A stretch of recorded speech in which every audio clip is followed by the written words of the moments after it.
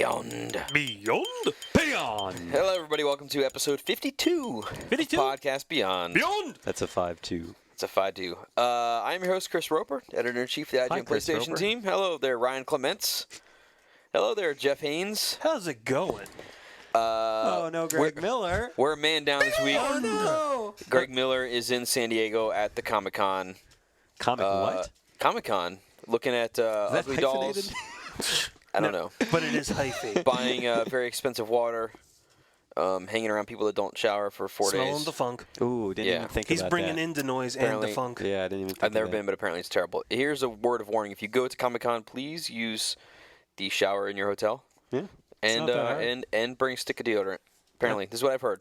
I'm just saying. It's really only two things Friendly you need tip. to do Yeah. to stay nice and clean. Yeah. Friendly tip, just the tip. And then once you do those, the world's yours. Oh, and brush your teeth. Yes. Three things. Brush That's your true. teeth, put on deodorant, take a shower. Possibly have an extra change of clothes so you can alternate between the two of them. That would be good. Well, you could bring 4 or 5 days worth. Right, however many exactly. days, yeah. That's the ideal, but we Yeah. can't expect everyone to be perfect. Anyway, so this is episode 52. We're back from E3. E3 was last week, obviously. What everybody was kind of thinking was the last one. Apparently now there's rumors that it might not be the last one. Ryan, you called up the LA Convention Center yesterday I and talked to them. And Talked to a very nice person. talked to a very Had nice no lady. problems with their customer service. Seems like the ESA has not booked the LA Convention Center for next year yet. Correct. Unless I don't think they could hide that information from people, right? I don't think that would be I don't know. I don't physically know how that possible. goes. But yeah, as far as I could tell, there was the ESA did not book anything in July. But there is baby convention. There is going a on. baby convention in July. Well, Excellent. tentatively scheduled. Yeah. They have not confirmed this. So given that E3 was last week, and we didn't do a show then because we were all too crazy and watching Dark Knight. We'll get into the basically a special edition of the Roper Report right now.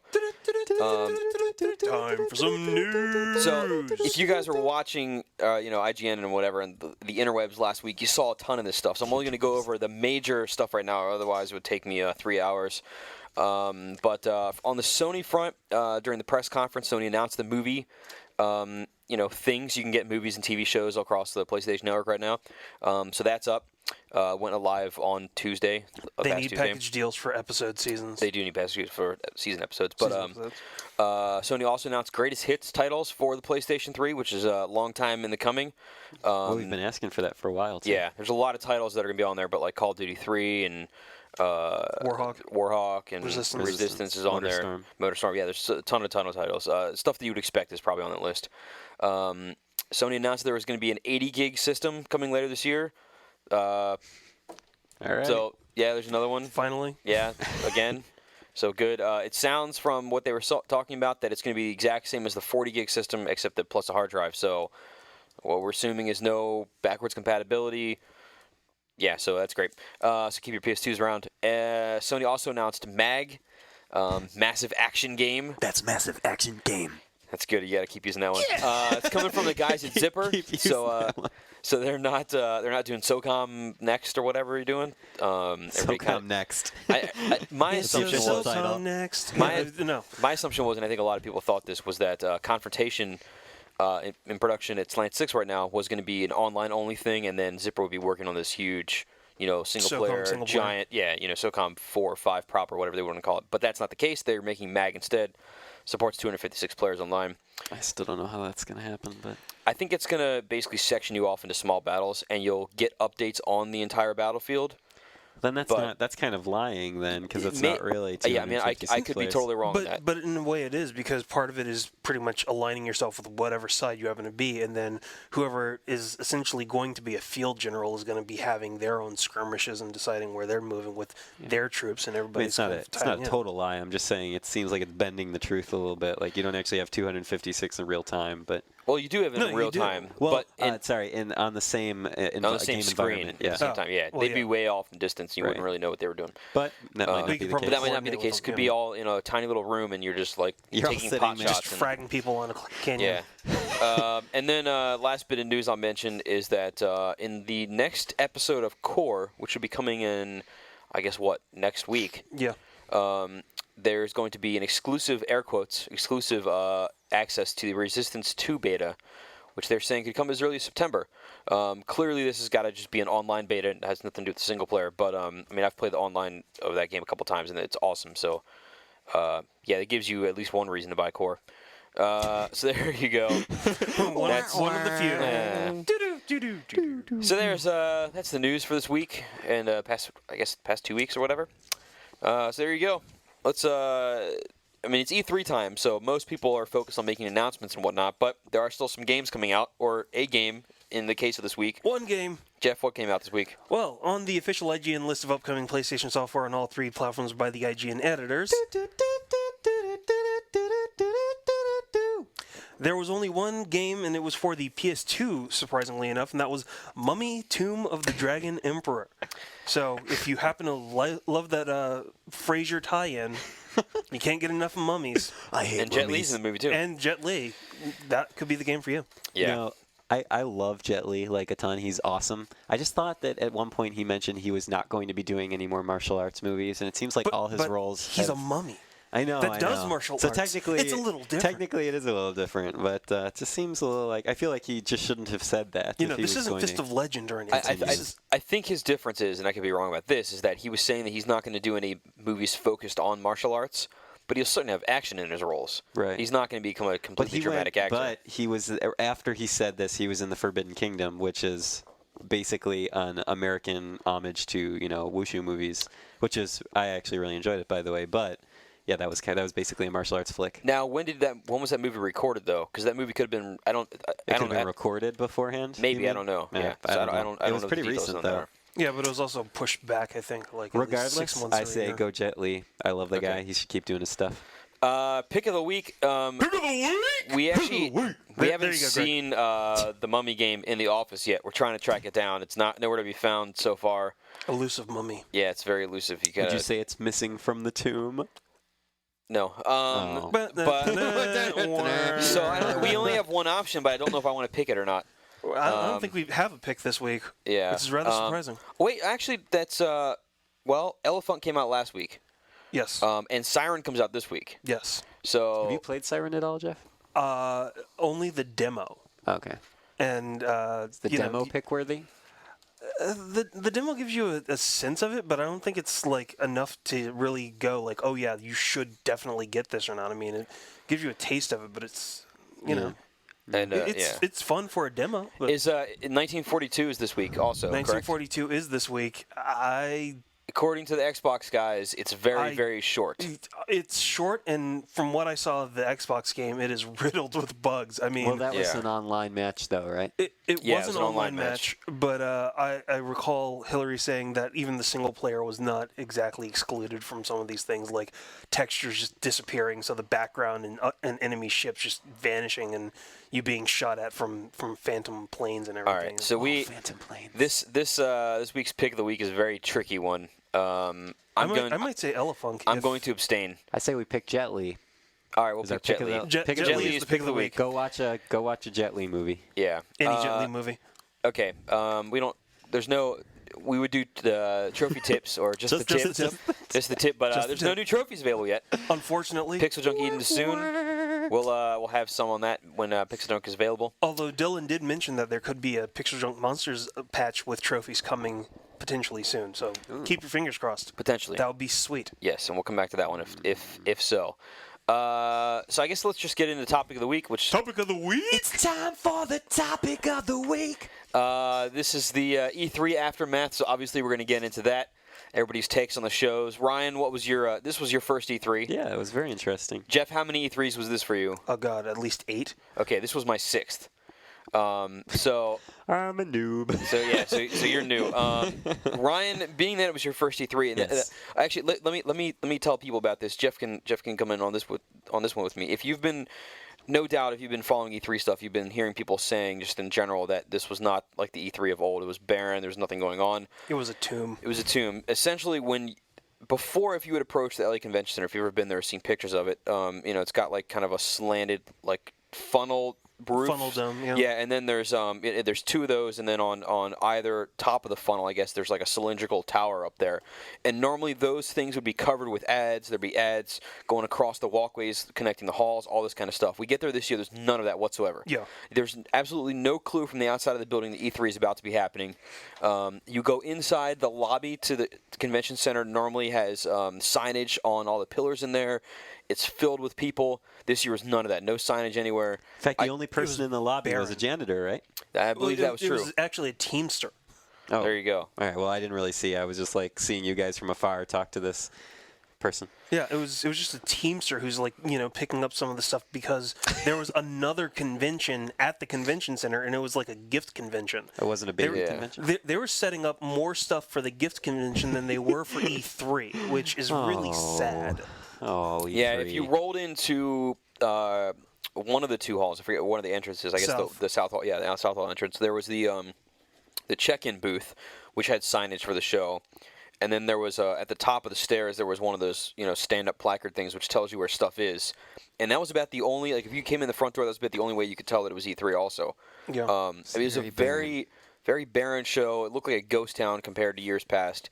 It's pretty crazy how quiet the thing is. Yeah, it was sad when you realize that in previous years, the space that the quote-unquote show floor was on was taken up by maybe one exhibitor, potentially two, depending upon who happened to be there, and that was the entire show floor for everybody, and everything else was up in meeting rooms. Yep. You really had this sense that this show did not really exist for anybody, whether they were part of the ESA or not. It was just practically dead. It was just sort of, to me, it felt like they were just sort of going through the paces and saying, well, we have to have E3 this year, so let's do something. Yeah. And but we're not going to blow it out of the water and blah, blah, blah. And then let's just kind of see where it is. But although it sounds like we're all complaining, but like technically, wasn't it just easier for us? I mean, it was a walk yeah, it was in the way park, easier it was way easier on our end to cover, but it didn't have the excitement of years past. Yeah, the biggest thing, like in some ways, it's kind of very odd and in some ways almost a disservice to the show itself to have it at the same place where in previous years you had up to 120,000 people swarming the halls and just madness and mayhem because of the decibel level, because of the booth babes, because of the giveaways, because of people sneaking in that weren't even supposed to be there. You have this huge spectacle of everything, and if everybody goes off of what they're told, which is like, gaming is the form that is driving entertainment, and then you have this supposed trade show that's supposed to be the largest one, and it feels so small, so contained. There's no noise, no anything, and it feels really like you're walking through a library. That does not do justice to the show itself at all. Yeah, I mean, I hated covering E3 from the media side, but there was a lot to see there. And my problem with the show before was, even from the outside, is that there's so much stuff going on that stuff gets buried. But at the same time, if you don't have that on some level, it just sort of seems like gaming is sort of floundering and isn't really a whole lot going on when there really is. And I think that this year's show was kind of a disaster in terms of hyping up the industry as a whole, and it needs to be somewhere between what it used to be and what it was this year. If it's halfway between, if they have next year they take up say one of the halls of the convention center, so it's half the size of the old stuff, they restrict everybody's floor space, but like this year when you went to a booth, it was all of them looked the same except for Nintendo had a wall in the back, which was just like a flat wall of like DS panels or whatever, and they had just like some white drapes there. It was very Nintendo always just stuff with just white or whatever, so that was very similar to their old stuff. But everybody else's booths look like an exaggerated EB kiosk where there'd be like a little table that had the system on it, a monitor hanging on a pole or whatever it was, and then at the top was a giant sign telling you what game you were playing. And that made it just kind of look very, by the numbers. I think what that should happen is, and it was nice that space was limited so they couldn't get out of control. I think what should happen next year is they take up an entire hall, right? So they have a lot more space. You give everybody more space than they had this year. Say, okay, you can only do it in, 50 by 50 feet or whatever they're going to give them, and say you can spend as much money as you want in this space, though. So, because I remember in years past, you go to EA's booth, and they'd have like a wall of monitors. There was one year where they had you'd walk into like their center area, and there was a circular wall of sound. Yeah, there was a circular wall of monitors up on the top, all showing like the same trailer. So no matter what direction you're looking at, you're seeing the same thing. Well, and they had speakers on the floor, so speakers it on the pulsed floor and vibrated. You walked outside, there was just like this curved wall of all the game demos to play. I forget. I don't think it was the same year, but one year they had a giant SSX mountain. It was like a giant snow mountain. It looked like something out of like, Six Flags or something.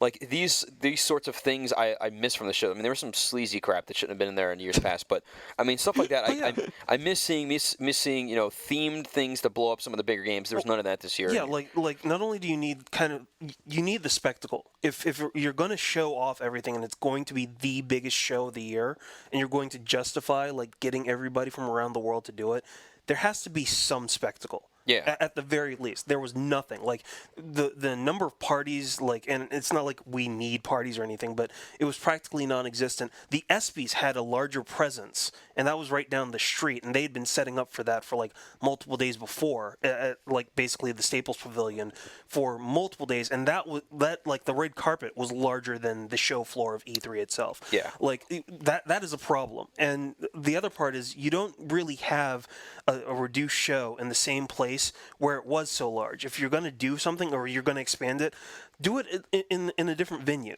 That's the thing. Bring it to San Francisco. Bring it to Las Vegas. Bring it to San Diego. Do it somewhere else so you don't have this comparison, which a lot of people were doing, including like like John Riccatello and Ubisoft's president. Like, don't have it the same place where everybody goes, I remember what it was like, and it was nuts. And we hated it. That's the thing is, last year when it was in Santa Monica, it sucked because everybody was in different hotels and traveling between all the events was terrible on everybody's end. People at the show have a hard time getting out to see other people's games as it is. But if you have to go to another hotel and it takes you half an hour to get a cab, it's never going to happen, right? It's just a giant pain in the ass. But at least last year at Santa Monica, it had never been there before, so it was completely new. You could compare the experience, but you couldn't directly compare the setup. Right. You know what I mean? And this year, you could look at them and say, I remember when this wall here was filled with stuff. Now it's bare, and I can make a direct comparison between the shows, and it just makes it look sad. I mean, I want to keep I would like to see the size stay small, but that there is still that blown out proportion inside of that. Well, yeah, I mean, I think considering that the press and everything that comes out of the show is the thing that really gets everybody, whether it's retailers, consumers, or media, hyped up about whatever's coming out. This one, it was like, it was okay. Yeah. I mean, like, and it's really sad because we know that there are games there that were really great, but the problem is that there was such a malaise that was just kind of hanging over it because it was just, it just kind of felt like you were walking into like, a relative's house, but you didn't want to disturb anything because you couldn't make any noise, and you couldn't bring any of your stuff there because you only had so much space that you could do things in.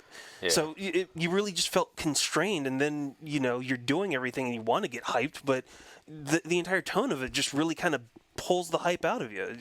It was really unfortunate. All right, despite the fact that this year's E3 was essentially fake, Ryan, what did you think of your first show? Well, because I can't compare it to those elaborate and expansive times, it was totally fine for me. I could tell that it was way on the quieter side. Like when you walked out into the halls that were traversing, like skirting around the edges of the convention center and stuff. Yeah, it was very quiet, almost not a sound, and just like one or two people walking. But like when you actually got into the show floor, it was pretty normal for me. I mean, like, because I can't really compare it to a previous show, but I enjoyed it. It was fine. There was only one really hard day that everybody had at the beginning, and then all the other days were totally cool. And I got to see some very awesome games, which I assume we'll touch on in a bit. Or do you want me to talk about games that I saw now? Yeah, let's just go right into the games. I finally got to play Little Big Planet, which some people were asking me about, and I had a really good time with that. I can go into specifics later, but that was a big one for me. And then Flower and Valkyria Chronicles were my big games that I really had a good time playing. Yeah, you liked Flower a lot. A lot, yes, very much. It was. I would say that it's like kind of a tie for my personal game of the show for Flower and Valkyria Chronicles, even though some of the other bigger games are really cool too. Yeah. Jeff, what do you think? There were a number of them actually. I dug Valkyria as well. Big strategy fan, and that game looks fantastic. So if you haven't checked it out, or it's not on your radar, definitely check that out. Put it on your radar. It should be a big blip on your radar. It was the first time that I actually got a chance to play Killzone, and I'm really, really psyched about that game. Like, that game, I was not really that much of a fan of the original, like, PS2 game. Mm-hmm. I dug Liberation a lot, and this one literally blew all of my expectations out of the water, because it plays amazingly well.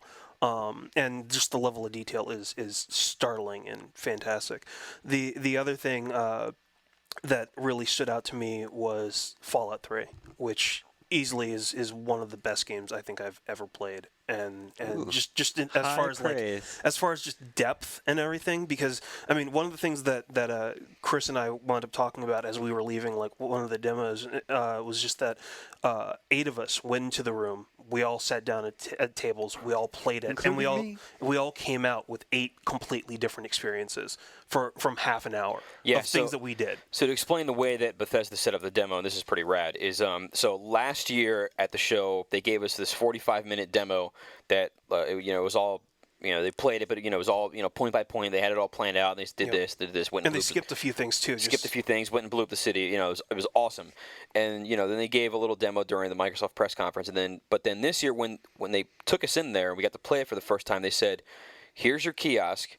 Here's how the controls work. We're starting you right when you leave the vault."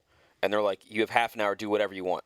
And there was no set agenda. The whole game was open to do whatever you wanted to do there, and you just basically cruise around. So you had this entire room of people that were doing totally different things, and completely different experiences. Completely different experiences, all within half an hour, and that's crazy to me. Greg's was my favorite, but we can talk about that later. Yeah, but I mean, I know I was having a trade off with Nate because the space was limited, but like we went down into the underground where like the subway would have been before. We fought like some zombies down in there, came back outside. I tried to go inside of the main city. That was blocked off, so I found like some raiders around like a trailer park. Unfortunately, the game crashed then, but then I picked it back up again, went back inside the subway and did some more stuff. Hillary was saying he was walking around through the town and like found a flamethrower at the end of the thing. Really? I mean, yeah, like I just started picking locks of ruined houses and collecting things. Went into a school and started killing raiders that had like basically set up a camp in there, and actually found Colin Moriarty, who happens to be in the game. One of our own guides guy, Colin Moriarty, his name is in the game, and he was shocked, and so were the guys from Bethesda. Because apparently he took a picture of his name too. Yeah, apparently he plays a major role within the game. So there you go. But so Fallout was awesome. And for me, I mean, I liked Infamous. That game looks rad. The demo was a little too short for my taste, but what I saw was awesome. The Resistance stuff was really cool, but unfortunately to me was by the time that I had gone to see it at the booth, I had already seen all of the stuff that they were showing off, really. Right. So that was a little disappointing. But I wish I was seeing just a little bit more when I was there. But it still looks really good. Yeah. And Fat Princess. Fat Princess looks Have to pretty throw cool. out the Fat Princess. Yeah, Greg. Because that game is awesome. Greg would be sad if we didn't mention that. Greg would be sad. He'd scream at us. Yeah, that game looks pretty good. Still early. Yeah. It still has a lot of work to do, but it looks freaking it looks hilarious really fun. and bloody as hell. Oh my god! Yeah. And the buckets of blood. You know, a game that's not going to be in a lot of people's radars, but I think will be really fun if you get up with a bunch of people that you know is oh man, what's it? Crazy Commando. Crash Commando. Yeah, sorry, Crash Commando. I keep calling it Crazy Commando, but that game's really basic. But when you get in there and you actually play it, and you have a jetpack, so you have basically free movement wherever you want to go. That game's pretty fun. Is it a 2D game or 3D? It's 3D characters and 3D environment, whatever, but it's on a 2D plane. But each of the levels, at least the ones that I had seen, there's doorways, so the level is basically two-sided, and so you can go through a door and you pop out the other side. Now you're playing on this, the other side of the map. So it's kind of There's like a 2-layer thing. Yeah, too. so it goes up to 12 players, but the maps are really small, but they're doubled in size, so you can go back and forth, so it doesn't make it too crowded. Gotcha. I didn't get to see any vehicles, but apparently there's vehicles in the game. You can make them fly and stuff.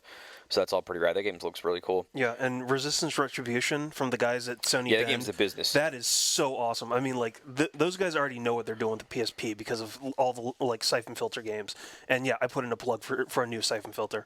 They're thinking about it. They're not going to get back to us on it.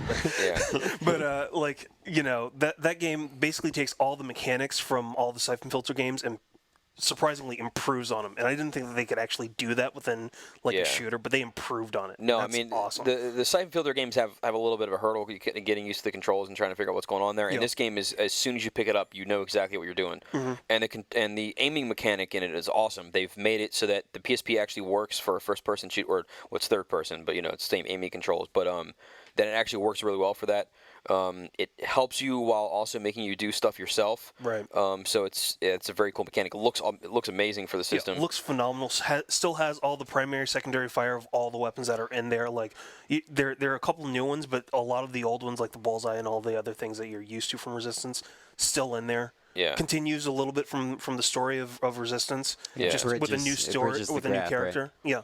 Bridges Well, the gap. it doesn't exactly bridge the gap between the two because from what we know, it doesn't have anything to do with Nathan Hale. It just Right, has to it's do just a with like new- the ongoings It's an that are American happening. soldier. It's a new Yeah. character, American soldier, with the aftermath of Resistance.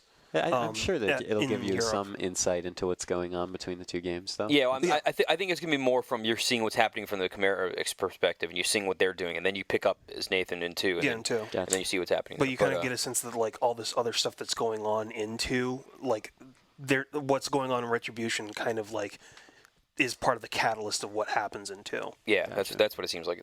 What it is. Granted, we don't really know much about the story. We just know the intro, but this is all conjecture. But we were told like a few details about like what happens and how it's basically set 6 months after Resistance concludes. Yeah. And like what happens to this main character and why he basically just goes nuts. I mean, that's the best part about it, about Retribution, is literally the main character goes crazy, essentially on a vendetta against the Chimera, and you find this out like within the first 5 minutes of the game. And the reason why he does it is it's not hilarious. No, it's not hilarious whatsoever. But it's awesome in the fact that they decided to make I think it's funny, but it's awesome in the fact that they decided to make a character who just goes to hell with all of you guys and your rules and the army. I'm going off on a one-man like killing spree of these freaking monsters. he's still a good guy, but he's not quite following the rules, so he's sort of. He's like a loose cannon, so that's pretty cool. And that's just awesome. It's pretty That's cool. what I find Pretty cool hilarious. thing for the thing. Yeah, I'm sick. I Jeff know. finds violence hilarious. What I is do, and I love it. What were y'all's impressions of the press conferences? Oh, man. This is a That hilarious was a widely topic. debated topic. Nintendo's press conference was the most uncomfortable, like awkward moment of my life. I think. Let me expand on this for a Oh, second. So man. Nintendo's big thing at the conference, the closer, was Wii Music. Why? Which looks pretty terrible. Now here's the funny part: is Wii Music is fully playable on the show floor, right? You can walk into the show floor. Nintendo's booth is kind of right there on the right-hand side to like the main doors, and Wii Music's playing the whole time. They have a bunch of different things set up. I guess you can play different instruments. And when you come in, basically the first dude that you see is the drum setup. And I went into the show floor a bunch of times, especially towards the end, coming in and out, in and out. I went in probably about 10 times, and not a single time did I see an attendee playing the drums. It was always a Nintendo rep sitting at that table, trying to play the drums, but messing up badly because they don't work right, and just looking around and trying to find somebody to come over and take his place. And every time I went in, it was some different Nintendo rep playing because I think they're just getting tired. Yeah. And they looked embarrassed, like having to sit there. It was very, very sad. Meanwhile, the Rock Band Guitar Hero was not playable at the show, so I can't compare it to that. But the Rock Band booth had people crowded. Was that Rock Band 1 or 2? It was That was 2. two. Because it never even said on the posters. It just said Rock Band. Yeah, it was, but it's 2. But the Rock Band 2 setup had multiple kiosks set up where you could play, and they were always crowded. There's always somebody playing. Sometimes crowds of like 10 people will be around one station. Meanwhile, you look at Wii Music, and it's just 10 people playing because nobody else wanted to play the game. It was tragic. It was really sad. And given that Rock Band 2 is basically the same as Rock Band 1 with a couple extra tweaks, I mean, that says a whole lot. So, but tweaks for the better. Anyway, you were saying, Ryan. Yeah, well, I feel bad because I didn't even watch the Nintendo press conference live, which I could only imagine what that experience was like. You really didn't want to because you felt really sorry for them. I mean, like you really the you really Caminator and the Reginator thing, like it just.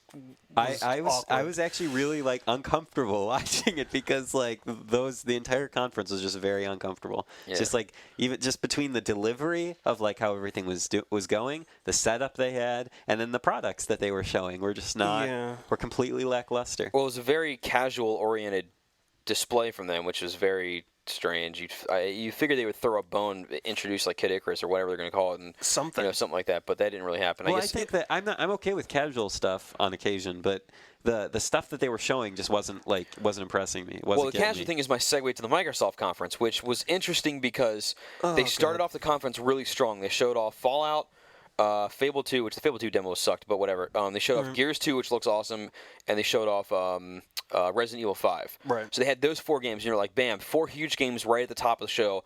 I would expect those to be held towards the end, especially something like Gears, whatever, but they showed them immediately went right off, and then after that it was total crap. Just completely Yeah. downhill. Yeah, it was like horrible. they Awful. introduced Lips, which is basically SingStar. They have With the, a horrible singer. yeah, that demo was Poor terrible. That was horrible. Got me begging me for mercy. Oh god. Stop it! Stop it now! Don't make me start throwing things at you. The I Am in the Movies looks like an awesome idea, but poorly implemented. Oh, you mean iToy? You're in Yeah. the movies? Yeah, you're in the movies, whatever it's called. You're in the movies. The movies. Yeah, you're in the movies, also known as iToy from PS2. I mean, the new interface, they didn't do a good job of showing how it works there. Yeah. I People also that, thought it looked terrible. The Yeah. implementation of the Mi 60s. yeah, people that I talked to that 360. went to Microsoft and got the full demo of the interface said that it's actually really cool, Okay. but they didn't really show off how it works in the thing, so you're just kind of left like, hey, what Yeah. happens to my themes that I just- bought? Yeah, like Yeah. If you go to the booth, you could actually see how they've got things laid out and how they're actually going to try and overlay themes that you've purchased on top of that new like 3D like system. I just don't know Yeah. if I like the aesthetics of it. It looks so empty and like lifeless. And Yeah. Well, I think part of it is they're trying to make it look a little bit Like the sleeker and Wii a little channel? bit more future. No, not so much that, but they're trying to make it look a little bit sleeker, a little bit more futuristic, but also easier to see what you want It is and true. where you can find things. And Yeah. if you see it in action, that looks a little bit cleaner. But the way in which they presented the whole thing made it seem like they're just stealing every single good idea from other companies. It's like avatars, also known as Mii's. You're in the movies, also known as iToy. Lips, also known as SingStar. It's like, Yeah, what the there were- hell are you guys doing? Yeah, the Netflix edition to the 360 online service is pretty cool. Yes, definitely. Yeah, that's a pretty cool addition. And Yeah. then of course the Final Fantasy coup at the end was a pretty big deal. Yeah, that sucked. yeah. That was a kick in the nuts, especially for Ryan. Yeah, so that was a big Not one. too bad, But Just the grace. it was a great. Just the yeah, tip. so you have Microsoft You gotta stop basically. using that phrase. Never. Yeah, Freaking me- boy. It's freaking me out. So you have Microsoft basically catching up with things like the iToy and Lips and stuff like that the PS3 has, and then you go over to the Sony conference, who were the last ones, and Sony brings out the movie service, which now matches the 360 pretty much. So they have Sony Pictures, which is cool. Yeah, except it starts immediately that night, which was as opposed to later this year. or Yeah, something. which was cool. That's pretty nice, that they just let it up immediately. And then I mean, Sony had some strong stuff in there as well, but none of it was amazing. Like they closed the show with Mag, which I'm gonna get to this in a second here in the reader mail, but Reader mail? they didn't really. They showed like a teaser trailer, which had nothing. It's all CG, Right. and they basically said, "Hey, check this out. The game has 256 players. It has campaigns basically that are going on, and 8-player squads, and we're making it. Peace out." And you're like, okay, well, I don't really know much else about what's happening with the game. The details on it were slim. Right. And so, I mean, it was basically saying, they came out and they said, we're making this game that has 256 players. Thank you, good night. And you're like, okay, well, I want more details on it. I want to see what the game looks like in action. That kind of sucked. The God of War 3 trailer was just sort of thrown in the middle of nowhere. Jack Tretton's like, oh, yeah, hey, we mentioned before making God of War 3. Here's a trailer for it, by the way. And you're like, okay, the mood was awesome, but you didn't, I wanted to see some gameplay. I think they should just held on to that till later. I thought that trailer was awful, to be totally honest. I think it's awesome because I'm a huge God of War fan. Well, but, not just because it's all CG, because I'm okay with that, but like I thought the voiceover was really poorly done. well, whatever. But the visuals are awesome. Like Athens just totally falling apart. I mean, that's rad. Yeah, but I think I'm probably in between both of you because I thought the voiceover was good. The problem that I had is that you didn't know whether the person that was talking before Kratos was a Titan or Zeus or another god. So the way in which they presented the entire thing about like how essentially Kratos is going to be left alone makes it sound like either he's turning on everybody, even though At the end of the game, you find out Kratos is a woman. spoilers. Yeah, like. It makes you wonder whether or not he's just going to like turn his back on everybody and just decide I don't care about any deity whatsoever. I'm just making my own fate, or what? And so like literally at the end of that trailer, you're sitting there going like, yeah, there will be chaos, but what the hell is the chaos going to be? well, remember this is just a teaser trailer. It's not really supposed to tell you a whole lot. It's just Right. supposed to set it up, and So I'm fine with that part. I wish it was done more like the GDC trailer for 2. Where they're like, hey, guess what? We're making God of War 2, and check this out. Here's a minute of gameplay stuff. I mean, it's all cinematic cameras or whatever. But you That's saw when it ended with him cutting off the wings of that like Yeah, the griffin or griffin, something, yeah. right? Yeah. And that thing was awesome That was because you're like, phenomenal. you never expected to see it at the show, and then they brought it out, and they're like, here's actual footage of the game. And that was killer, and I was expecting the same sort of thing. Really short. I was expecting 30 seconds, maybe a minute, but just something like just show even just Kratos doing like one killing move on like one beast, and even it was like 10 seconds long, just so you had a glimpse of the game. Right. That didn't happen, so that was kind of disappointing. I would say though that even though Sony didn't have like amazing things like that we were pumped up about, I thought it was the most comfortable show to watch out of all three. In my opinion, I was totally fine with like everything that like happened Yeah, there. see, here's my thing is that the conference was it wasn't like Microsoft's stuff in there had a lot of stuff where you're like, why are you doing this? And hey, we've seen this before in other games, and this is kind of bad. Like the You're in the Movies demo just looked kind of weird, and it was kind of awful. Awkward, and Nintendo's entire conference sucked. But the Sony stuff just felt kind of by the numbers and was sort of like, hey, here's a new SKU. PSP's doing fine. Here's our numbers chart, which was awesome. That was a phenomenal way to present your numbers. By the way, Little Big Planet. That was one of the best things that I think any marketing presentation has ever been. Fantastic. But yeah, I really enjoyed you still that. kind of went like, okay, so PSP games. Yeah. Where are they? Come on. Come on, guys. There wasn't a whole lot of... Actually, no, there was one awkward moment when they accidentally had PS3 footage in the PSP trailer with Valkyria Chronicles. Yeah. Yeah, because I literally turned to Greg and went, they never announced that. What the hell is that? Like edited into the PSP, that's a hard mistake to make. Yeah. I don't know what was happening there, but that was kind of funny. Well, if you hire outside video guys, they don't know anything about games. That kind of thing happens. Anyway, anybody have any last thoughts before we wrap up this look back at E3 2008? Hopefully they change the format and the place, or they should just stake it in the heart and leave it out in the sun to burn. Ooh, ow. That's good. Right. I want to see it at the Moscone Center, so I can go home every night. Word. There it is. That's the final note for that one. Let's see. Getting on with today's show. What about a PSN update for the day? Well, according to Zombie Vlognak, and there are only a few things that I could get out of him. He's still hungover from E3, I think. Siren Blood Curse is coming out later today. There should be either 3 4-pack episodes for $14.99 or the entire 12-episode game experience thing for $39.99. There's also going to be a theme and some wallpapers. 1942 Joint Strike is going to be coming out as well. There's new SingStar songs, and there's a rumor of a Pixel Junk Eden demo. Ooh. Which would be quite nice. We will see. That brings us to Reader Mail. Reader Mail. Mailbag. Chain Mail. Mailstream. Milk. Hit. Mailpigeon. Mailstream. Malnutrition. Let's see. I just went down the list. All right, so getting right into this, Brandon357 sends in a couple things. Is looking back, what are our favorite moments from previous E3s?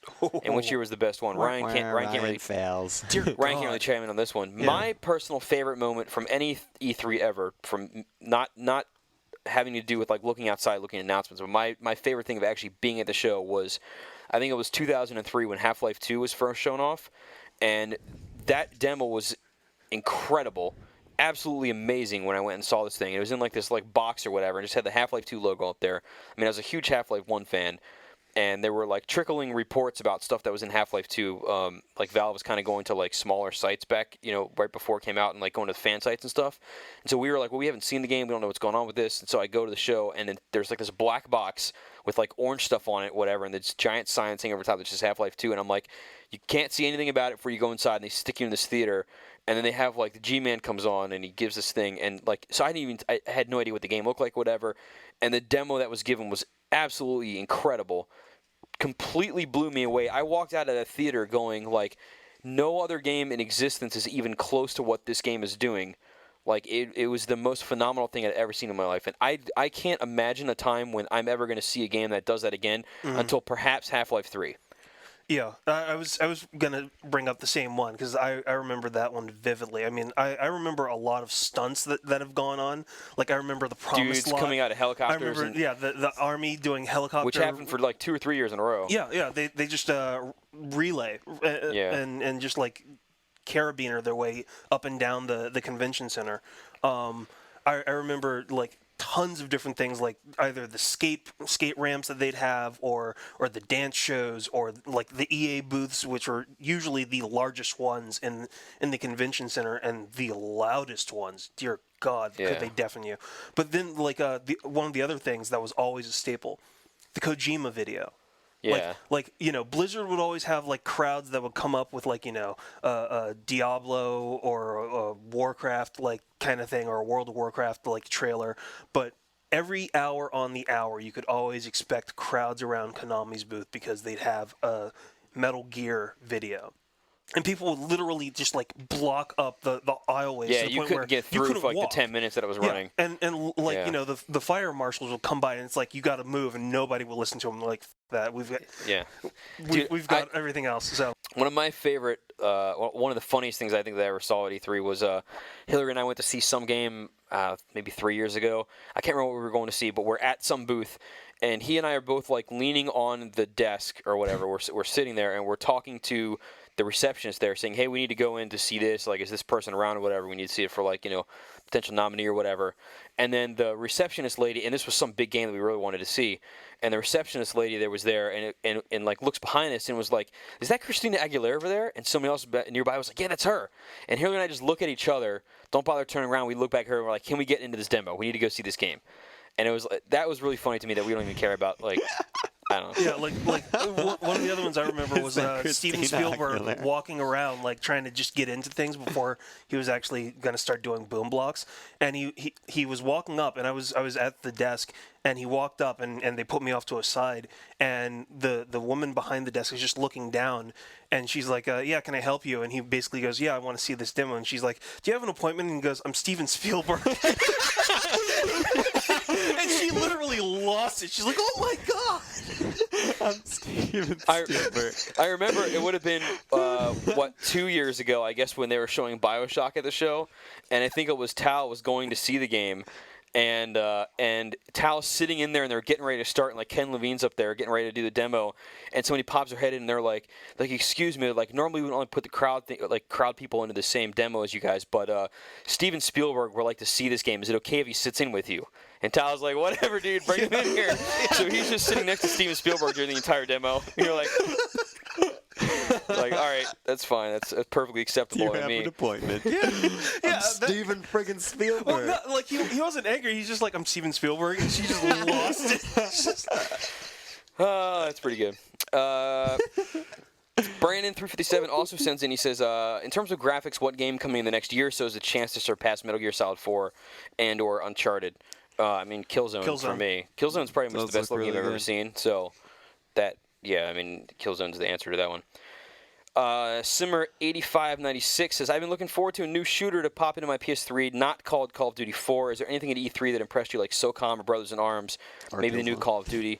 Killzone again. Resistance 2 looks awesome. SOCOM looks rad. Yeah, especially SOCOM, because they've been adding a lot more texture work now. Yeah, so there's a ton of shooters coming out in the next 6 months or so for the PS3 that and it'll be good. Yeah, that'll all be super good. It will be good. Johnny Blade says, "Is Infamous as good as it looks and sounds?" It did to me. Demo's real short, but it looks super promising. Kobe's Skill says, "A lot of people like myself are picking up a PS3 and never owned a PS2. I'm going back to play a few classics and would like to know what are your top 5 must-play games on the PS2. That's a really good question. For me, I got to say 2 mandatory ones are Eco and Shadow of the Colossus. Definitely. And then I would round out my 5 by saying God of War 1 and 2. And then my last slot would probably go to... I'm trying to think of a game that doesn't have a sequel. Like, you could say, Burnout 3 or something, but you're like, well, just go play Revenge. I don't know. Help me out with these ones, guys. Those 4, That's really hard. Those 4 to me are absolutely that's really mandatory to play. I need to stand in front of my collection of games. That's the thing for me is I'm trying to. That's really I'd say Gladius if you're like a strategy RPG kind of fan, because that's a really good one, and it's really I don't think a lot of people paid enough attention to that one because it's really deep. Yeah. I mean, I know you guys always chastise me for saying, because even considering Rock Band and Guitar Hero are out, but I still say Amplitude. I still have fun going back and playing. Yeah, Amplitude's that's one a good of Harmonix's earlier music rhythm games. Yeah. And let's see. Yeah, Wow. that is a very tricky question. We might have to PM him on that one. Yeah. Odin Sphere too is Odin really Sphere good. is excellent. Is a really Yeah. good game. Yeah. There you go. Eco and Shadow of the Colossus, though. Play those. Epidemic says impressions of God of War 3 trailer gameplay. We already went over this. There's no gameplay. There were actually. Let me. This is a good chance for me to mention this. There are people on the boards are talking about that there are rumors that people had gone in to see behind closed doors of God of War 3 at the show. That did not happen whatsoever. Nobody saw the game playing there unless they were, some kind of crazy Sony executive just never seen it or something. I don't know. But no press went to see God of War being played there. So, go listen to those podcasts you're listening to again, and you'll hear that they didn't say they actually saw the game. It was, speculation or a friend of a friend or a friend or whatever. Podcast Beyond says the game was playable. Yeah. Simmer8596 writes in for another one. Says, I was wondering if you guys have ever seen the internet show called Pure Ponage. Freaking hysterical. If you have, do you like it? Are you a fan of the show, Ryan? Pure Onage. Technically, they pronounce it Pure Onage. Well, there you go. But yeah, spelled Ponage. I am a huge Pure Onage fan, and I just wanted to include this question to say that, yes, I have watched the show since its conception. And, I love those guys. They're extremely talented. They make great stuff. It's a lot of fun to watch. I recommend anybody check out Pure Onage. There you go. Deviant Boy says, if you've played Mirror's Edge, would you say that it plays a lot similar or better than the platforming in Prince of Persia: Sands of Time? I saw Mirror's Edge at E3. There was a crowd around us. I didn't actually play it. I was short on time, but from what it looks like, it looks a fair bit different. Yeah, it's. You have from what? Mirror's Edge versus well, pretty much any other thing, but say Prince of Persia. Oh, okay. You have one action button that does whatever you're doing, and then Pretty a jump much. button. And so all your actions, it sounds like, are just totally contextual. So if you're jumping over a fence, you hit the button to do that. If you're climbing, you hit the same button to do that. If you're jumping off a wall, you just hit the jump button again. Yeah, it's almost like a first-person shooter with just at times somewhat simplified mechanics because of the button situation. It's versus a pop where you've pretty much got the environment that's there, and you do have your time powers or whatever. You've got your combat, you've got all these other setups, and there's a little bit more as far as. As opposed to Mirror's Edge, where you kind of have an idea of what your line is and you're following your line. Well, that's what I was going to say. Is it seems like it's almost on rails, which I'm worried about. Like you have it actually highlights the path that you're supposed to take, doesn't it? No. No. I heard that there's an actual highlight runner vision or something. I saw a screenshot of it. It was highlighted. Maybe you can go in that mode, but that's not all of the time. You're not forced to always play that. All right. You can just run wherever you can tell grab certain onto. things that are highlighted are a little bit easier to there'd grip, be a red run rail or on whatever, something and you're else, go. 'cause that's pretty easy to do. Yeah, I mean there are stuff like there's a giant jump and there's no way you can make it, and there happens to be one pole that you can grab onto, and so that's the thing you need to get to. And so that'll be painted red or something to help you realize where you can jump to. But the other part is it doesn't seem like there's any traps or any hazards outside of okay, you made you mistimed this, versus Prince of Persia where it's okay, here's a trap, or this is gonna fall, or there's this thing that's gonna happen. We have only seen a tiny bit of the game though. Exactly. So yeah, but what I saw at least looked awesome. Ashadello wants to know about cookies and cream, ice cream, or mint chocolate chip. I gotta go with the chocolate chip one, although I prefer plain, not mint. But he says, more importantly, are the Star Ocean PSP games direct ports from the PS1, or will there be added content? added content. They're ports with added content. Like what? There's going to be CG, there's going to be new characters, there's going to be voiceover work throughout the entire game, there's going to be new items, new quests, new features. This sounds very stellar. The one that's, I think, Second Story, which one is that? Second Evolution or whatever? Second Evolution. Okay. Are they redoing all the voice work? Because there's voice work in the original. They supposedly are redoing everything for both games. Okay. Because I remember if you go back to the voice work in the original, it perhaps is not of the best quality as compared to modern voice actors. So, my favorite email of the day comes from Big Boss X Hunter, who, if you remember, 2 weeks ago we gave him the PSN hit of the week. Yeah, he thought we weren't going to do it. He writes back with the results. He says he got 72 friend requests, which ended up filling his friend list. He says he wants to apologize to the people he couldn't add because his list got full. He was found in games like Call of Duty 4 and Metal Gear Online. He said being hit was fun, except that when you have 100 people sending you messages that are going up and down the friends list, takes a while to go through them all. He says he got hit in Call of Duty 4, Madden 08, and SmackDown vs. Raw 08. Yes. And seemed like huge success on that end. He said, as a PS, he said, Beyond is around the world. He says he got requests from Australia and the UK, and some people who do not even visit IGN and I guess get the podcast off of iTunes and are awesome. and are finding him on there. So Fantastic. that's pretty good. Spread the gospel of Beyond, my friends. There you And the go. word of beyond was there. Yeah. So that's pretty awesome. If you want to be PSN Hit of the Week, write in and request it. Maybe if your name is stupid enough, we'll pick you. Not to say the Big Boss X Hunter has a stupid name. I'm just saying, if we get a bunch of requests, we'll have to pick the you mean stupidest stupid one. like dope or fresh? Yeah, exactly. I mean It's like all fat with a super PH. crazy. Fitty. Burst.1 says, on the subject of Fat Princess, speaking of fat, Princess? Is it possible to feed yourself or perhaps your enemies to the princess? This, by the way, is my second favorite email of the week. Let me start this again. And I'm going to read this word for word. Right. On the subject of Fat Princess, is it possible to feed yourself or perhaps your enemies to the princess? Since the human body is rich in fat and calories, I'd gladly go the extra mile to capture enemies alive so I can have our team's princess cannibalize. I'm assuming them. You just dropped that off. Oh my God. That would be awesome. That would be the best thing ever. Right now, the answer is no. No. But I tell you this. I really hope the I hope that's a developers game are mode. listening. I hope that is a game mode. I'll tell you what. I tell you this. While I was watching the demo at E3, one of the guys there was saying that they were debating left and right up to the show about whether or not to show the game at E3, and they decided to and then to show it because even though it's early and as there's some issues and stuff like that, they wanted to show it because the game's not coming out till next spring or whatever it is, and so they said we're going to show it now, give people enough time to give us feedback, ideas, stuff like that, so they still have time to put it in the game. So this is the kind of idea that is perfect and needs to go into That Fat is Princess. awesome. You need to be able to capture people and feed them to the princess. To the princess. That is awesome. Put that in there. We want to see that in the game. And hopefully, like if unlike the standard mode where you feed your opponent's princess cake, who's in your base or your castle, so that they can't recapture her and bring her back to safety. Maybe if you feed her one of their soldiers, then like she gets like superpowered or something, or rooted to the ground or whatever. Like it's an attack or something. I think you should just get bonus points just to keep doing it. PS3 Maniacs is. Have you guys heard anything about updating the video store with new content? Do you think we'll wind up getting weekly updates like with the game side of things? It should be weekly.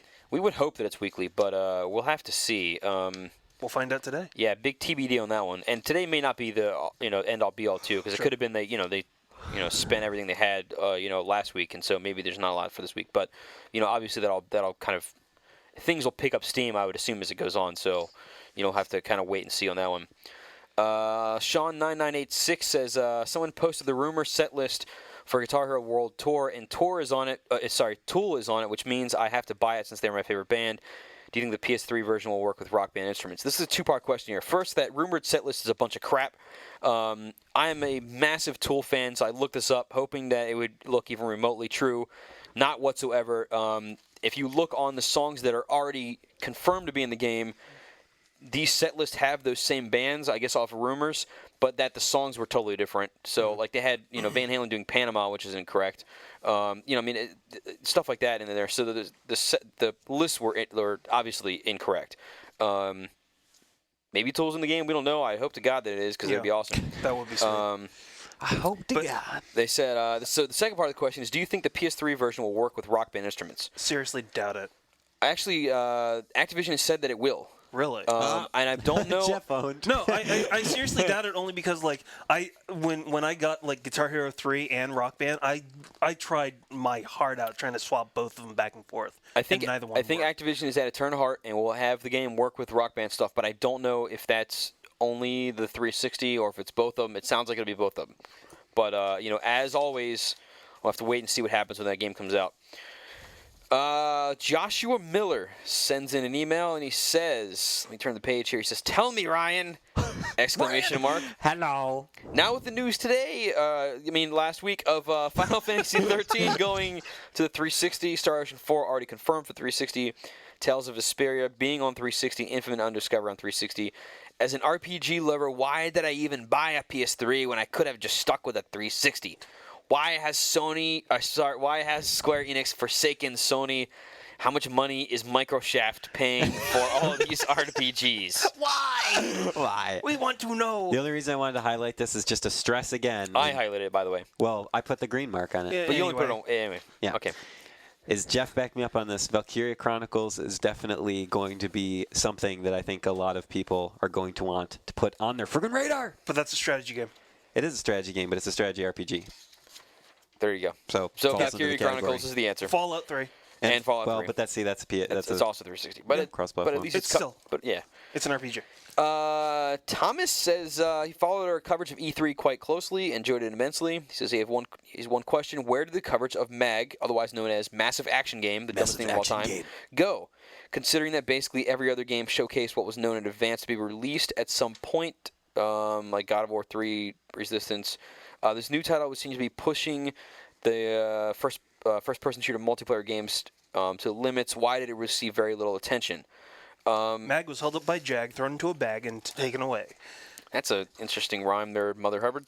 There you go. But no, the answer is because there very little details came out. Like we had mentioned before in the topic of the week is Topic of the week! they basically said we're making a game with 256 players, 8-player squads, and it has these campaigns whatever going on, and that's all we know. So we didn't have a whole lot to report on it. So it wasn't, huge blown up coverage because there wasn't a whole lot to write. And they weren't showing anything. Yeah, exactly. Denelin writes in, says, hey, I am slightly considering upgrading from a PSP Fatty to a PSP Slim because of Skype and video out capabilities. So his question is, have we tried the video out feature? Of course we have. How does it look on HDTV? Have you tried it on a standard definition TV? Can games be played on a standard definition TV when using video out? Is there any lag? And most importantly, would you guys recommend doing it? So here's the details behind this, in case you guys haven't picked up the PSP Slim or haven't gotten the video out cable. I haven't tried it yet. The cable is component. And videos and movies and all those sorts of things will play in 480i. So if you have a standard definition TV that has component inputs, you can play movies and stuff on it. And those things on it, HD TV, standard definition TV, whatever, will be full screen. They'll take up the whole screen all the way to the edge or whatever. Games, on the other hand, are only output in 480p. And at an HD TV at least, it's windowed. It's like not letterbox. It's like full boxed, I guess. I don't know what you'd call that. Right. But it's basically a little window in the middle of your screen, so there's black bars around the outside. I think basically what it seems to me is what is happening is it's displaying a 720 by or whatever it is by 480 signal. It's displaying a 480p signal. But then the box in the middle is the native PSP resolution. So it's 480 by 272 stuck in the middle of a 720 by 480 window. So, you could use your Photoshop skills to see what that looks like if you wanted to. But so there are black bars all the way around it. Right. It works well. Video looks pretty decent on it. It's certainly nice to be able to sit back on your couch and play, assuming the cable reaches. So yeah, I mean, if you have a PSP Slim, I would get the cable. I think it's nice to not have to stare at the screen all day. Games do look better on the actual screen itself rather than through the video out, but not. It's not. It's kind of the trade-off that you get for putting it on TV. Yeah, but they certainly don't look terrible. They don't look like PS3 games or whatever. But especially if you're watching videos or whatever, or if you're in like a long game of Tiger Woods or something, you just want to sit back on your couch. It's good to do that. So Totally. There you go. So there's the details behind that one. That's the end of Reader Mail. The Reader Mail has ended. Reader Mail. What? Okay. I don't know about Editor V10. No. No, 'Cause see, Greg's I gone. do. Yeah. Because I got Damn, that. son. Nice. Jeff Haynes steps up to the I'm plate. stepping up. See, a few weeks ago, we actually announced the NCAA Dynasty beatdown between Greg, myself, and some of the readers, and we actually have a number of readers. We decided to cut it down to try and keep the Dynasty a little bit shorter and a little bit more compact. So, in this order, these are the people that decided to submit, or that we picked from the submissions, and we have some of the names and some of the teams that they wanted to play as. So for those of you who don't, you might want to just let us know. You'll get first come first serve according to this order. Maybe you shouldn't do the teams then if not everybody has picked the teams. Well, the only reason why is because I know who people would like to play as. We'll be firing off some emails to these specific people just to make sure. I would actually say leave the teams off the list just so people don't pick somebody else's teams if they haven't. That's cool. Yeah, so we'll announce the teams once everybody Now, is already picked. here's the other thing. This is also an extended PSN hit because we also have some of these people's PSN names. So PSN hit confirmed. there you go. It is a group hit. Get ready. It's a group hit. It is a group hit. Sounds kind of sketchy, So- Jeff. The first person we chose was Sham Deluxe. The next one, Frank Fish, a.k.a. Bad Flounder. Bad Flounder is the PSN name? That is the PSN Okay, name. so all the AKA names are the PSN hits. Yes. Chad Crawford, a.k.a. A.T. Milk, who is A.T. Milk? A.T. Milk, who's a huge Aggies fan, and Bad Flounder was a University of Colorado Buffalo fan. Kyle Harshbarger, a.k.a. Sticks and Pix, S-T-Y-X and P-I-X. That's the PSN name. Okay. Brian, a.k.a. Neon Noodle, Wow, huge- those are awesome. a huge Kansas fan. Neon noodle. JT Pone All, who threatened us with our love of Shaq Fu if we didn't include him. Like we love Shaq Fu. And finally, Rolls Royce 5, who wanted to just scream out War Eagle and push for a SEC tournament, which will be coming after the Big 12. I would just like to ask, do these poor souls know that they were going to be targets for It doesn't PSN? matter. Oh, they didn't know, but they are now. They've got the globe. no. They've got the globe coming after them now. So before you guys start playing NCAA, go and play some other games so that people can find you on there Yes. and kill you. Exactly. Sham Deluxe, Bad Flounder, 18 Milk, Sticks and Picks, Neon Noodle, JT Pone All, and Rolls Royce 5. You've just been hit. We You know, could have you know come the up awesome with better thing. names. You know the awesome thing is too. These guys can hit each other, Exactly. and then That's the thing. so We've got contracts on everybody now. I wish that there was a way that you could that we could assign a hit and you could be taken out and you could and the first person to do it get a point for it. If Yeah. There's some way to do this, because then you could create a closed list of 10 people like we did, like these guys. Then they have to take each other out. Right. And the last man standing wins a prize or something. Exactly. Yeah, that would But- be awesome. Maybe we can do that in home or something if that thing ever releases. That's an idea. Anyway, so that's pretty cool. So there's all that kind of stuff. Ryan, do you have any tournament winners for the week? I do. You guys Let's hear ready what for they this? are. I'm ready. This just in, Team World continues its slow and inevitable march across the pale oceans and broken paths. Last week, Team World triumphed once again as the vicious soldiers swept across Europe in a tumultuous game of Warhawk. Congratulations, Mo Dilla, too, for you are certainly a valuable cog in the machine of war. Tune in next week for another tournament winner entry in something or other. Eat Snacky Smalls. That was a hell of a read there. Does anybody have a song for the week? It's at the end of the show. That would be Ryan. Ryan has a song for the week. I have a very Ryan, special why don't song. you lead us out of here? Yeah, a very special song tune. from Joss Whedon's most recent project, Dr. Horrible. Have you guys seen that, by the way? No. No. That's really cool. If you're a Whedon fan, it's a musical, so I'm gonna sing a song from there. Do do do do do do do do do do do do do do do do. Laundry day, see you there, under things tumbling. Wanna say, love your hair. Here I go, beyond mumbling, do with my freeze ray I will stop the world, do with my freeze ray I will find the time to find the words to do tell you how you make make me feel. What's the phrase? Like a fool. Beyond. Kinda beyond special needs. Anyways, with my freeze. That's the end of ray, episode I 52. will We will see you guys the next week pain. on Podcast Beyond, where we will talk Beyond. about It's not a games. death ray So we'll see you or then. an ice beam, Beyond. that's all Johnny Snow. I just think that you need time to know that I'm the guy to make it real. The feelings you don't dare to feel. I'll bend the world to our will, and we'll make time stand still. Do do do do.